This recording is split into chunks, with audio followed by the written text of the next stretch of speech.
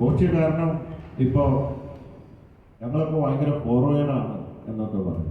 എന്നാള് ശോഭ city മോളുടെ അവിടെ വെച്ചിട്ട് ഒരു കപ്പിളിനെ കണ്ടു. പലപ്പോഴും വന്നിട്ട് ഭയങ്കര ഫോട്ടോ എടുത്ത് ഷേക്കിട്ടൊക്കെ തന്നു. അപ്പോൾ അവർ കൈ പിടിച്ച് നടക്കുകയാണ്, തോളിൽ കൈയൊക്കെ ഇട്ടിട്ട്.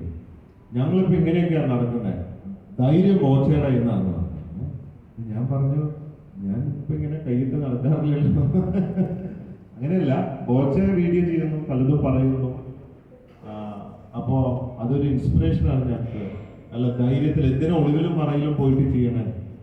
അങ്ങനെ ഒരു പകൽമാന്യനാവണേലും നല്ലത് ഉള്ളത് ചങ്കുറ്റത്തിൽ ധൈര്യമായിട്ട് ഓപ്പണായിട്ട് ചെയ്യല്ലേ നല്ലത് എന്ന ആ ഡയലോഗുകൾ പലതൊക്കെ ഞങ്ങൾക്ക് ഇൻസ്പിറേഷനാണ്.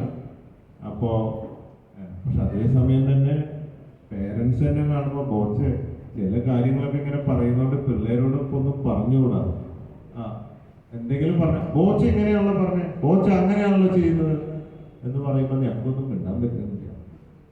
അപ്പൊ ഞാൻ കുറച്ച് ഫ്രീഡം കൊടുക്കുന്നത്, ഇങ്ങനെ കൂട്ടിയിട്ടിട്ടൊന്നും വളർത്തണ്ട, അവർ വളരട്ടെ, അവർക്ക് അതിനുള്ള തിരിച്ചറിവും കാര്യങ്ങളൊക്കെ ഉണ്ടാവുമല്ലോ എന്നൊക്കെ പറഞ്ഞിട്ട് പൊതുവെ ഞാൻ പ്രൊമോട്ട് ചെയ്യാണ്.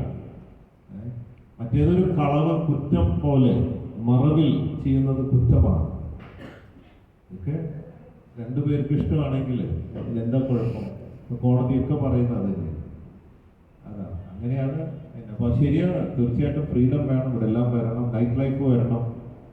നമ്മളിപ്പോഴും ആൾക്കാർ ഗോവയ്ക്കും ബാംഗ്ലൂർക്കും പോവാണ് ഇവിടുന്ന്. ഇത്ര നല്ല സ്ഥലം, കടലും പുഴയും ഒക്കെ ആയിട്ടുള്ള.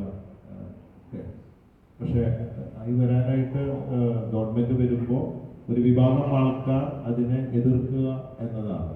എതിർക്കുന്നവരും ഇത് ആഗ്രഹിക്കുന്നവരാണ്. പിന്നെ എന്താണ് ആ ഒരു സിസ്റ്റം അങ്ങനെ തുടർന്നുകൊണ്ടിരിക്കുക. ട്രഡീഷണൽ ആയിട്ടുള്ളൊരു പരമ്പര എന്നൊരു സിസ്റ്റമാണ് പോയിക്കൊണ്ടിരിക്കുന്നത്.